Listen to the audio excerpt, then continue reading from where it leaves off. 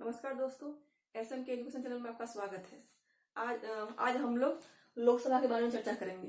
पिछले पिछले पिछले चैप्टर में हम लोगों ने पार्लियामेंट के बारे में चर्चा किए थे। अब पार्लियामेंट के अंतर्गत हम लोग राज्यसभा और लोकसभा के बारे में संक्षेप में चर्चा किए थे। तो राज्यसभा का हम लोग फिर विस्तार पूर्वक चर्चा किए थे। आज हम लोग लोकसभा का विस्तार पूर्वक चर्चा करेंगे। तो चलिए आइए देखते हैं। लोकसभा जो है, लोकसभा को जनता का सदन, निम्न सदन या लोकप्रिय सदन कहा जाता है। लोकसभा को जनता का सदन, निम्न सदन या लोकप्रिय सदन कहा जाता है। लोकसभा के सदस्यों की अधिकतम संख्या जो है वो 552 हो सकती है। अधिकतम संख्या 552 हो सकती है। यह 2026 तक निश्चित कर दी गई है। 2026 तक इसको जो है निश्चित कर दी गई है। इसमें से अभी वर्तमान में लोकसभा की सदस्य संख्या कितनी है? 545। वर्तमान में 545 सदस्यों की संख्या है। 543 सदस्य जो है वो प्रत्यक्ष रूप से वयस्क मताधिकार प्रणाली द्वारा गुप्त मतदान के द्वारा चुने जाते हैं। और दूसरा बाकी जो 2 सदस्य हैं वो राष्ट्रपति द्वारा आंग्ल भारत समुदाय से मनोनीत किए जाते हैं। राष्ट्रपति द्वारा आंग्ल भारत समुदाय से मनोनीत किए जाते हैं। ये तो टोटल हो गया 545।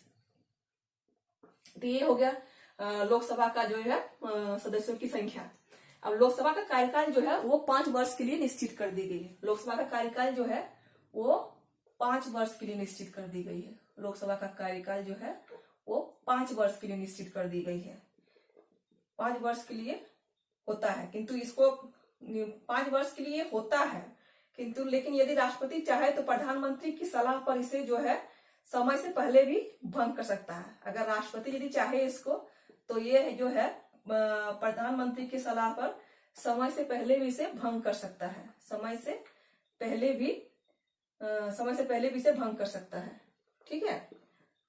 तो ऐसे तो 5 साल तो इसकी निश्चित है, जो लोकसभा का 5 वर्ष के लिए है, किंतु यदि राष्ट्रपति चाहे तो प्रधानमंत्री सलाह पर लोकसभा को समय से पहले भी भंग कर सकता है। ठीक है। अगला हम लोग देखते हैं। अगला यह है कि आपातकाल के दौरान लोकसभा का जो कार्यकाल जो है 1 वर्ष के लिए बढ़ाया जा सकता है। आपातकाल के दौरान लोकसभा का कार्यकाल जो है वो 1 साल के लिए बढ़ाया जा सकता है। आपातकाल के दौरान लोकसभा का कार्यकाल जो है वो 1 साल के लिए बढ़ाया जा सकता है। ठीक है, बढ़ाया जा सकता है। अगला देखते हैं सदस्यों की योग्यता। सदस्यों की योग्यता इसमें यह है, ये भारत का नागरिक होना चाहिए। लोकसभा के सदस्यों की योग्यता अब देखते हैं। लोकसभा सदस्य की योग्यता सबसे पहले तो ये होना चाहिए कि इसे भारत का नागरिक होना चाहिए, और इसे भारत का नागरिक होना चाहिए। और दूसरा जो है इसे भारत का नागरिक होना चाहिए। और दूसरा जो है इसकी आयु 25 वर्ष होनी चाहिए। भारत का नागरिक होना चाहिए। दूसरी जो इसकी आयु जो है वो 25 वर्ष होनी चाहिए। राज्यसभा के लिए 30 वर्ष की आयु निर्धारित की गई है, और जबकि लोकसभा के लिए 25 वर्ष की आयु निर्धारित की गई है। ठीक है, तो ये हो गया इनके योग्यता। अब हम लोग देखते हैं लोकसभा के कार्य। लोकसभा के कार्य क्या है?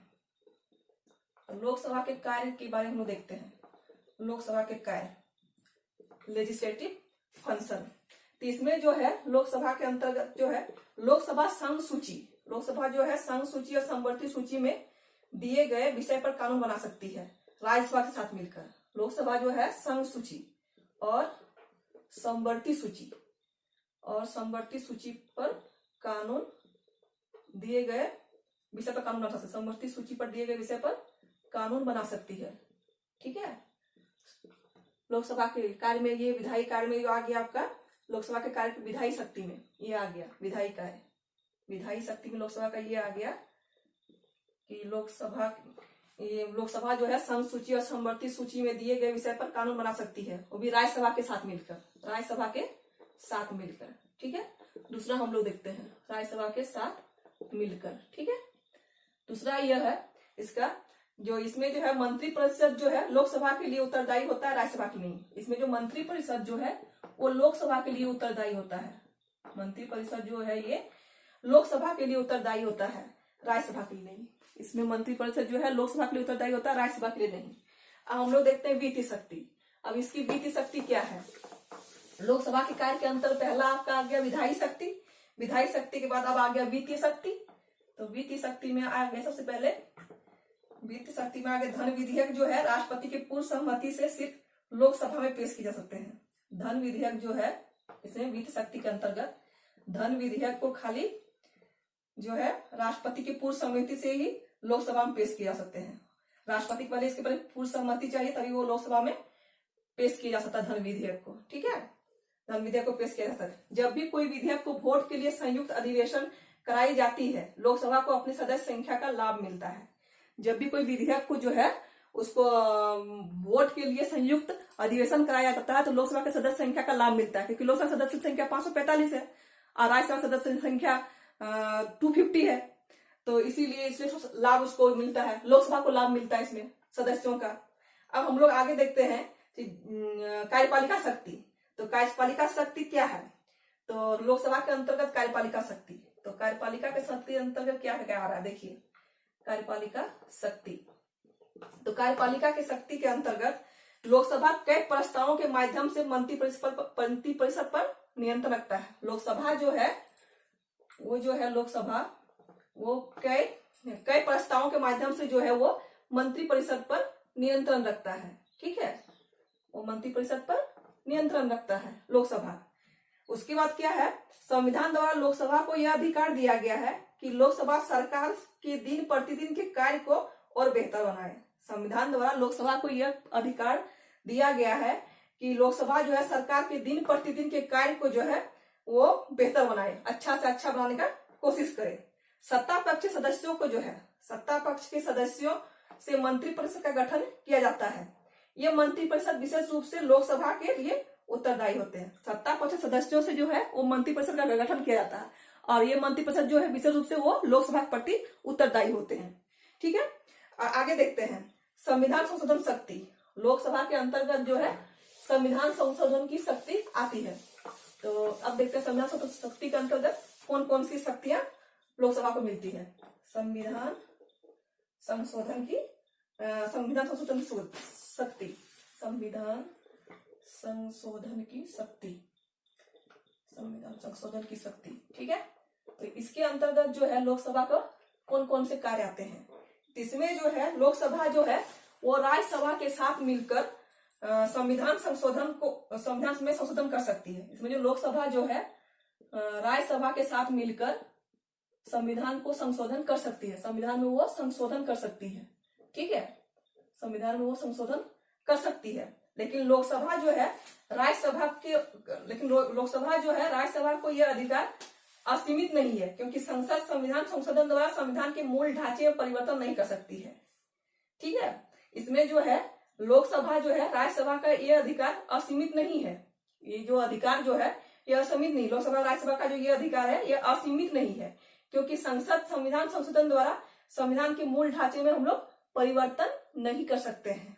उसका बाहरी ढांचा में परिवर्तन होता है, उसके जो मूल ढांचे में है वो परिवर्तन नहीं कर सकती है। अब हम लोग अगला देखते हैं लोकसभा का अधिवेशन। तो लोकसभा का अधिवेशन इसके अंतर्गत ये है, जो लोकसभा के अधिवेशन के अंतर्गत इसमें ये बताया गया है, जो बजट लोकसभा में जो अधिवेशन जो सत्र होता है वो कितने सत्र होते हैं। तो लोकसभा में जो होता है वो 3 सत्र होते हैं। बजट कालीन सत्र होता है, वर्षाकालीन और शीतकालीन सत्र, 3 सत्र आते हैं। कौन कौन सा सत्र? बजट कालीन, वर्षाकालीन और शीतकालीन। तो बजट कालीन सत्र जो है वो फरवरी से मई के बीच होती है। बजट कालीन सत्र जो है वो फरवरी टू मई के बीच होती है। फरवरी टू मई के बीच वो होती है बजट कालीन सत्र। उसके बाद जो है वर्षाकालीन सत्र, इसको हम लोग मानसून सत्र भी बोलते हैं। वर्षाकालीन सत्र, इसको जो है हम लोग मानसून सत्र भी कहते हैं। इसका जो समय है वो जुलाई से सितंबर के बीच है। इसका जो समय है वो जुलाई से सितंबर के बीच है। जुलाई से सितंबर के बीच है। ठीक है, अगला हम लोग देखते हैं। अगला यह है जो शीतकालीन सत्र। शीतकालीन सत्र का समय क्या है? शीतकालीन सत्र का समय हो गया आपका जाके नवंबर से दिसंबर। शीतकालीन सत्र का समय जो हो गया वो नवंबर टू दिसंबर हो गया, नवंबर टू दिसंबर। ठीक है, ये शीतकालीन सत्र हो गया नवंबर टू दिसंबर। ठीक है, अब देखिए लोकसभा, इसको अच्छे से नोट कर लीजिए, बहुत इंपॉर्टेंट है। लोकसभा के जो 2 सत्र जो होंगे, लोकसभा के 2 सत्रों के बीच जो है कम से कम जो है 6 माह से अधिक का अंतर नहीं होना चाहिए। इसमें जो 2 सत्रों के बीच जो है वो 6 माह से अधिक का अंतर नहीं होना चाहिए, 6 माह से अधिक का अंतर नहीं होना चाहिए दो सत्रों के बीच, ठीक है, अधिक का अंतर नहीं होना चाहिए। दूसरा यह है कि एक वर्ष में कम से कम 2 सत्र होना आवश्यक है, और 2 सत्र के बीच के समय को जो है वो दीर्घावकाश कहते हैं। 2 सत्र के बीच का जो समय है उसको हम लोग क्या करते हैं, दीर्घावकाश कहते हैं, ठीक है। तो ये हो गया, जो एक वर्ष में कम से कम 2 सत्र होना आवश्यक है, और 2 सत्रों के बीच के जो समय है उसे हम लोग दीर्घावकाश कहते हैं। अगला हम लोग देखते हैं संसदीय विशेषाधिकार। अब संसदीय विशेषाधिकार के अंतर्गत क्या क्या आ रहा है इसके बारे में हम लोग चर्चा करते हैं। संसदीय विशेषाधिकार में अंतर्गत इसमें आता है, बता रहे आपको, संसदीय विशेषाधिकार, इसके अंतर्गत सबसे पहले आता है तो गिरफ्तारी से छूट, ठीक है। संसदीय विशेषाधिकार के अंदर सबसे पहले आता क्या, गिरफ्तारी से छूट। गिरफ्तारी से जो है वो छूट है, मतलब जो है कोई गिरफ्तारी से छूट है, कोई भी जो इसमें है जो संसद या राज्य विधानमंडलों के सदस्य को संसद या राज्य विधानमंडल के अधिवेशन के दौरान तथा अधिवेशन के 40 दिन के पहले, अधिवेशन के 40 दिन के पहले और 40 दिन के बाद जो है 40 दिन की बाद की अवधि में गिरफ्तार नहीं किया जा सकता है। 40 दिन के पहले और 40 दिन की बाद की अवधि में, 40 दिन के बाद की अवधि में जो है गिरफ्तार नहीं किया जा सकता है, ठीक है। संसद या राज्य विधानमंडल के जो सदस्य को है, संसद या राज्य विधानमंडल के अधिवेशन के दौरान जो है, अधिवेशन के दौरान उसको जो है 40 दिन के पहले और 40 दिन के बाद की अवधि में गिरफ्तार नहीं किया जा सकता है। यह छूट केवल सिविल मामलों में है, ये छूट जो केवल जो है वो सिविल मामलों में है, आपराधिक मामलों में ये छूट नहीं है। जो क्राइम है, क्राइम के मामलों में ये छूट नहीं है, सिविल मामलों में ही ये छूट है, ठीक है। अगला हम लोग देखते हैं, अगला यह है कि सदस्यों की गिरफ्तारी से पहले जो है, सदस्यों की गिरफ्तारी से पहले संबंधित सदन के अध्यक्ष या सभापति को सूचना दी जाती है। सदस्यों की जो गिरफ्तारी जो होगा उसके पहले जो संबंधित सदन के जो अध्यक्ष है या सभापति, उसको जो है पहले सूचना देना पड़ता है, तब जाके वो उस पर गिरफ्तारी कर सकता है, ठीक है।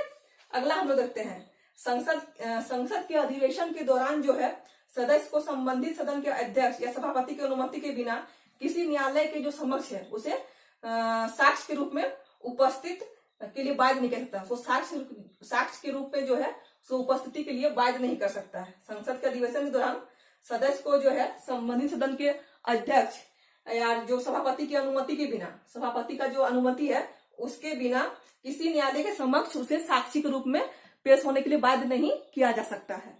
अगला देखते हैं, अगला यह है संसद की विधायी प्रक्रिया। संसद की विधायी प्रक्रिया के अंतर्गत हम लोग देखते हैं संसद की विधायी प्रक्रिया, इसके अंतर्गत ये आता है संसद की विधायी प्रक्रिया। इसके अंतर्गत हम लोग देखते हैं क्या क्या आता है संसद की विधायी प्रक्रिया। इसके अंतर ये आता है कि किसी भी प्रस्तावित कानून को लोकसभा तथा राज्यसभा में परिचय कराना। कोई भी जो कानून आता है उस कानून को जो है लोकसभा और राज्यसभा में जो है उसको ये करना है, परिचय कराना है, इंट्रोड्यूस कराना है, ठीक है, परिचय कराना उसको। ये विधायी प्रक्रिया संसद की जो है परिचय कराना है उसको, ठीक है। अब आगे देखते हैं, लोकसभा और राज्यसभा द्वारा पारित किए जाने पर कानून विधेयक बन जाता है। अगर लोकसभा राज्यसभा कोई कानून को पारित कर देता है तो वो कानून क्या होता है, वो विधेयक बन जाता है, वो कानून विधेयक बन जाता है। तीसरा, संबंधित मंत्रालय उसके राजनीतिक, प्रशासनिक और वित्त तथा अन्य परिमाणों की जांच करता है। इससे जो संबंधित मंत्रालय जो होगा वो जो है वो राजनीतिक, प्रशासनिक और वित्तीय तथा अन्य परिमाणों की वो जांच करता है। प्रस्ताव के सभी पहलुओं की जांच के बाद उसे अनुमोदन के लिए मंत्रिमंडल के समक्ष रखा जाता है। जब ये सब जांच हो जाता है तो अनुमोदन के लिए उसे जो है मंत्रिमंडल के समक्ष रखा जाता है, ठीक है। अब आगे देखते हैं, जिस सदन में विधेयक पेश हुआ है वहां से पारित होगा। जिस सदन में विधेयक पेश होता है वहीं से वो पारित होगा, ठीक है, वहां से पारित होगा। उसके बाद वो दूसरे सदन में भेजा जाएगा, उसके बाद उसे जो है दूसरे सदन में भेजा जाएगा। इसमें जो है दूसरे सदन में भेजा जाएगा और दूसरे सदन में फिर उसका पारित होगा। उसके बाद जो है राष्ट्रपति का हस्ताक्षर, राष्ट्रपति का हस्ताक्षर ही जो है वो अधिनियम बनेगा। लास्ट, राष्ट्रपति का जो हस्ताक्षर जो है वही अधिनियम बनेगा, उसका हस्ताक्षर ही मेन है, यही हस्ताक्षर उसका अधिनियम बनेगा, कानून बनेगा। ठीक है, अधिनियम बनेगा। अब हम लोग आगे देखते हैं, आगे क्या देखते हैं, संसद का संयुक्त अधिवेशन। अब संसद का संयुक्त अधिवेशन के अंतर्गत क्या क्या आता है, आगे देखिए। संसद का संयुक्त अधिवेशन, संसद का संयुक्त अधिवेशन, संसद का संयुक्त अधिवेशन है, इसके अंतर्गत संविधान के अनुसार जो है संसद का संयुक्त अधिवेशन निम्नलिखित स्थिति में बुलाया जाता है। कौन कौन स्थिति में बुलाया जाता है, देखिए। यदि संसद का एक सदन किसी विधेयक को लेकर पारित करके दूसरे सदन में भेजता है, यदि दूसरा सदन उस विधेयक को अस्वीकार कर दे, अगर संसद का कोई एक सदन कोई विधेयक को जो है किसी विधेयक को वो पारित करके दूसरे सदन में भेजता है और दूसरा सदन यदि उसे अस्वीकार कर दे, उसको स्वीकार नहीं किया, दूसरा सदन उसको अस्वीकार कर दिया, अस्वीकार कर दिया, ठीक है, तब हुआ। अब देखिए दूसरा सदन जो है उस विधेयक को अस्वीकार कर दे, दूसरे में क्या, दूसरे सदन द्वारा विधेयक में किए गए संशोधन से पहला सदन असहमत हो। दूसरा ये है, दूसरे सदन द्वारा विधेयक में जो किए गए संशोधन है उससे पहला सदन जो है वो जो असहमत है। दो स्थिति हो गई इसकी, एक अस्वीकार की स्थिति में, एक असहमत की स्थिति में। तीसरा ये है, दूसरा सदन विधेयक को 6 माह तक अपने पास रोक सकता है। राष्ट्रपति दोनों सदनों की संयुक्त बैठक को बुला सकता है और ऐसे संयुक्त बैठक की अध्यक्षता लोकसभा का अध्यक्ष करता है। ये जो संयुक्त बैठक जो बुलाएगा राष्ट्रपति, तो इसकी जो अध्यक्षता करता है वो कौन करता है, लोकसभा का अध्यक्ष करता है, लोकसभा का अध्यक्ष करता है इस संयुक्त अधिवेशन का, ठीक है, लोकसभा का अध्यक्ष जो है उसका करता है। तो वही है ना, दूसरा सदन विधेयक को 6 माह तक अपने पास रोके रखता है, तो राष्ट्रपति दोनों सदनों की संयुक्त बैठक को बुला सकते हैं और ऐसे संयुक्त बैठक की अध्यक्षता लोकसभा का अध्यक्ष करता है। अगला देखते हैं, अगला क्या है, संसद सदस्यों द्वारा स्थान की रिक्ति। संसद सदस्यों जो द्वारा है वो स्थान की रिक्ति। अब देखिए क्या है इसमें इसके अंतर्गत क्या है, संसद सदस्यों द्वारा स्थान की रिक्ति, स्थान की रिक्ति। इसके अंतर्गत हम लोग क्या देखते, देखिए इसके अंतर्गत ये आता है कि कोई भी व्यक्ति संसद के दोनों सदनों का सदस्य एक साथ नहीं हो सकता है। कोई भी जो व्यक्ति है संसद के दोनों सदनों का सदस्य एक साथ नहीं हो सकता है, ठीक है। 10 दिन के अंदर एक सदन से त्यागपत्र दे देना, अन्यथा 10 दिन के बाद राज्यसभा का सीट स्वयं समाप्त हो जाता है। या तो 10 दिन के अंदर वो उस सदन का त्यागपत्र दे देगा, या फिर अन्यथा जो है वो दूसरे सदन के अंतर्गत 10 दिन के बाद राज्यसभा का सीट जो है स्वतः समाप्त हो जाएगी। राज्यसभा का सीट जो है वो स्वतः समाप्त हो जाएगी, ठीक है।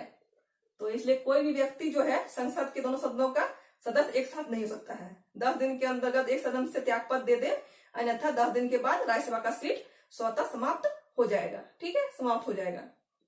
अगला हम लोग देखते हैं, अगला यह है, यदि कोई व्यक्ति संसद के एक सदन का और राज्य विधानमंडल के सदस्य हो, अगर कोई व्यक्ति संसद के एक सदन का या राज्य विधानमंडल का सदस्य हो तो उसे 14 दिन के अंदर राज्य विधानमंडल से त्यागपत्र देना होगा, अन्यथा संसद का सीट स्वतः समाप्त माना जाता है। यदि कोई व्यक्ति संसद के एक सदन और राज्य विधानमंडल का सदस्य हो तो उसे जो है 14 दिन के अंदर राज्य विधानमंडल से त्यागपत्र देना होगा। राज्य विधानमंडल जो है उससे त्यागपत्र देना पड़ेगा, नहीं तो जो है संसद का सीट वो स्वतः खत्म हो जाएगी, ठीक है। 14 दिन के अंदर वो स्वतः खत्म हो जाएगी। अब देखिए एक बहुत ही इंपॉर्टेंट ये चीज है इसमें, ये इसको याद रखने वाला चीज है, ये हर एग्जाम में ये आता है। इसमें जो है अनुच्छेद 368 द्वारा संविधान संशोधन का अधिकार जो है ये जो है संसद को दिया गया है। अनुच्छेद 368 द्वारा 368 द्वारा जो है संविधान संशोधन का अधिकार जो है वो संसद को दिया गया है, संसद के पास यह अधिकार है, ठीक है। अब देखिए अनुच्छेद 112 क्या है, अनुच्छेद 112 के अंतर्गत जो है वो बजट संबंधित है। अनुच्छेद 112 जो है वो बजट से संबंधित है, ठीक है। और अनुच्छेद 110 जो है वो आपका जाके मनी बिल से संबंधित है, मनी बिल से संबंधित है, मनी बिल से संबंधित है। अगला हम लोग देखते हैं संसदीय टर्म, प्रश्नकाल, इसके अंतर्गत क्या क्या आते हैं ना, वो सब हम लोग देखते हैं। संसदीय टर्म के अंतर्गत क्या क्या आते हैं, तो आगे देखिए संसदीय टर्म, ये हमारा लास्ट ही है बस। संसदीय टर्म, संसदीय टर्म, तो संसदीय टर्म के अंतर्गत देखिए सबसे पहला था प्रश्नकाल। तो प्रश्नकाल में क्या होता है, प्रश्नकाल में यह होता है जिसमें संसद सदस्यों द्वारा लोक महत्व के मामले में मंत्रिपरिषद से प्रश्न पूछ सकते हैं। प्रश्नकाल के अंतर्गत जो है हम लोग जो है संसद सदस्यों द्वारा लोक महत्व के मामले में जो है मंत्रिपरिषद से हम लोग प्रश्न पूछ सकते हैं। ये प्रश्नकाल का है। यह समय संसद के दोनों सदनों का, संसद के जो दोनों सदनों के प्रतिदिन के प्रारंभ में, संसद के दोनों सदनों प्रतिदिन के प्रारंभ में जो 1 घंटा का समय होगा, प्रतिदिन प्रारंभ के समय में 1 घंटा समय जो होगा, मतलब 11 AM से 12 PM के बीच का जो समय होगा वो प्रश्नकाल का समय होगा। ठीक है, वो प्रश्नकाल का समय होगा। अब हम लोग देखते हैं तारांकित प्रश्न। तारांकित जो प्रश्न है इसके अंतर्गत देखिए, तारांकित प्रश्न के अंतर्गत क्या है, जिन प्रश्नों का उत्तर सदस्य तुरंत चाहता है उसे तारांकित प्रश्न कहते हैं। इसका उत्तर मौखिक रूप में दिया जाता है। जिस प्रश्न का उत्तर जो सदस्य जो है वो तुरंत चाहता है उसे वो मौखिक रूप में देता है और उसे ही तारांकित प्रश्न कहते हैं। अब अगला देखते हैं अतारांकित प्रश्न। अतारांकित प्रश्न क्या है? अतारांकित प्रश्न जिन प्रश्नों का उत्तर सदस्य जो है लिखित चाहता हो, जिन प्रश्नों का उत्तर सदस्य लिखित चाहता हो उसे अतारांकित प्रश्न कहते हैं और उसको जो है 10 दिन के पहले नोटिस दिया जाना चाहिए। ऐसे प्रश्नों के लिए जो है वो 10 दिन के पहले जो है वो नोटिस देगा। ऐसे प्रश्नों के उत्तर के लिए 10 दिन के पहले वो नोटिस देगा। ठीक है, तो तारांकित प्रश्न में क्या था, मौखिक, और अतारांकित प्रश्न में क्या था, लिखित। ये आप लोग याद रखिएगा। आगे देखिए अल्प सूचना प्रश्न। अल्प सूचना प्रश्न के अंतर्गत यह आता है, अल्प सूचना प्रश्न के अंतर्गत उसमें आता है कि जो प्रश्न अविलंबीय लोक महत्व का हो उसे सदस्य 10 दिन की कम अवधि में पूछ सकता है। जो प्रश्न जो है अविलंब लोक महत्व का हो उसको जो है उसे तो सदस्य जो है 10 दिन की कम अवधि में पूछ सकता है। स्पीकर जो है इसको सूचना, स्पीकर इसका ये करेगा कि यह अल्प है कि नहीं है। ठीक है, स्पीकर ही इसको ये करेगा, रीड करेगा कि यह अल्प है कि नहीं है सूचना। ठीक है, अगला हम लोग देखते हैं। अगला इसके अंतर्गत क्या आता है, आधे घंटे की चर्चा। आधे घंटे की चर्चा जिस प्रश्नों का उत्तर सदन में दे दिया जाता है, जिन प्रश्नों का उत्तर आधे घंटे की चर्चा। देखिए आधे घंटे चर्चा, इसमें लास्ट ही है, आधे घंटे की चर्चा देख लीजिए। आधे घंटे की चर्चा, इसके अंतर्गत जो है जिन प्रश्नों का उत्तर सदन में दे दिया गया हो उन प्रश्नों संबंधित मामलों पर चर्चा लोकसभा में सप्ताह में 3 दिन, लोकसभा में जो है सप्ताह में वो 3 दिन, सोमवार, बुधवार और जो है सोमवार, बुधवार तथा शुक्रवार को, सोमवार जो है और बुधवार और शुक्रवार को जो है इसका 5 से 5:30 के बीच, शुक्रवार को 5 से 5:30 के बीच जो है होती है, 5 से 5:30 के बीच ये होती है। ठीक है, आधे घंटे की चर्चा, जिन प्रश्नों का उत्तर सदन में दे दिया गया हो उन प्रश्नों संबंधित मामलों पर चर्चा लोकसभा में सप्ताह में 3 दिन, सोमवार, बुधवार और शुक्रवार को शाम 5 से 5:30 के बीच होती है। ठीक है, अब हम लोग देखते हैं शून्यकाल। शून्यकाल क्या है? शून्यकाल में संसद के दोनों सदनों में प्रश्नकाल के ठीक बाद के समय को, शून्यकाल यह है कि संसद के दोनों सदनों में प्रश्नकाल के ठीक बाद के समय को शून्यकाल कहा जाता है। यह समय जो होता है वो 12 से 1 का होता है। शून्यकाल का जो समय होता है वो 12 से 1 का होता है, 12 से 1 का होता है। ठीक है, मतलब संसद के दोनों सदनों में प्रश्नकाल के ठीक बाद के समय को जो है शून्यकाल कहा जाता है। यह शून्यकाल 12 से 1 बजे तक का होता है।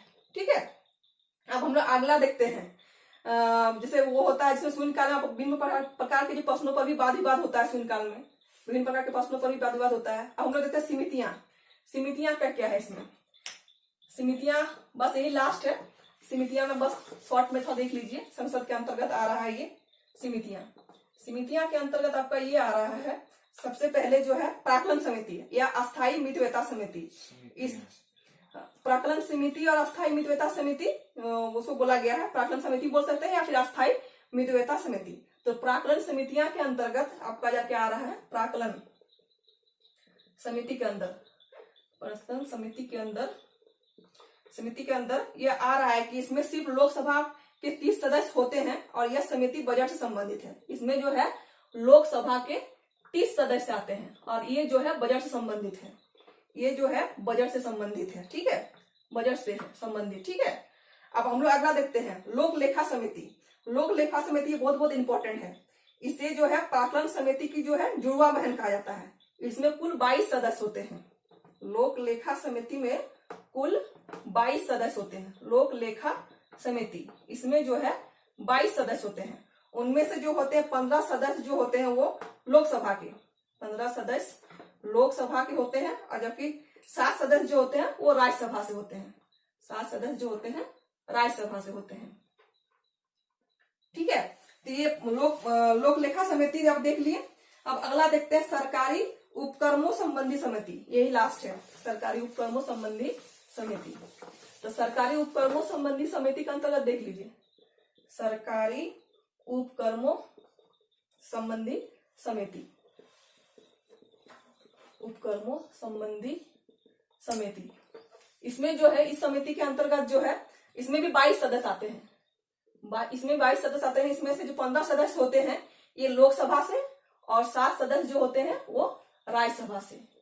15 लोकसभा से और 7 राज्यसभा से आते हैं। ठीक है, तो ये समिति जो है अकाउंट से संबंधित है। ये समिति जो है आपका अकाउंट से संबंधित है, अकाउंट से संबंधित है ये समिति। ठीक है, अकाउंट से संबंधित है। किसी भी समिति में जो है राज्यसभा के 1/3 सदस्य होते हैं। कोई भी समिति है जिसमें राज्यसभा के 1/3 सदस्य होते हैं। जिस भी समिति में स्पीकर सदस्य होते हैं उसके अध्यक्ष वह स्वयं होंगे। कोई भी समिति में जब स्पीकर सदस्य होगा तो उसके अध्यक्ष जो है वो स्वयं होंगे। सदस्य और अध्यक्ष 1 वर्ष के लिए चुने जाते हैं। सदस्य और अध्यक्ष जो है वो 1 वर्ष के लिए चुने जाते हैं। ध्यान आकर्षण प्रस्ताव। ध्यान आकर्षण प्रस्ताव यह है कि मीडिया और न्यूज़पेपर कॉलिंग अटेंशन मोशन, जरिया, जिसको जरिया बोलते हैं, तो ये जो है रूल 377 के अंतर्गत, रूल जो है 377 के अंतर्गत जब क्वेश्चन आवर से प्रश्न नहीं पूछ सकते हैं। रूल 377 के अंतर्गत जब हम क्वेश्चन आवर से प्रश्न नहीं पूछ सकते हैं, ये आपका ध्यान आकर्षण प्रस्ताव में आता है। ठीक है, इसमें यही जरिया है इसमें, और हम लोग जो है क्वेश्चन आवर में प्रश्न नहीं पूछ सकते हैं। तो ये हमारा आज का पार्लियामेंट का टॉपिक जो है यहीं पर समाप्त होता है। पार्लियामेंट के हम लोग पार्लियामेंट के अंदर हम लोग राज्यसभा और लोकसभा दोनों पढ़ लिए, और पार्लियामेंट के बारे में पढ़ लिए, जो संसद को क्या अधिकार है वो सारा पढ़ लिए। तो आज का ये टॉपिक यहीं समाप्त होता है। अगला हम लोग फिर नया टॉपिक के साथ उपस्थित होंगे। तब तक के लिए आपको शुभ रात्रि। जय हिंद, जय भारत।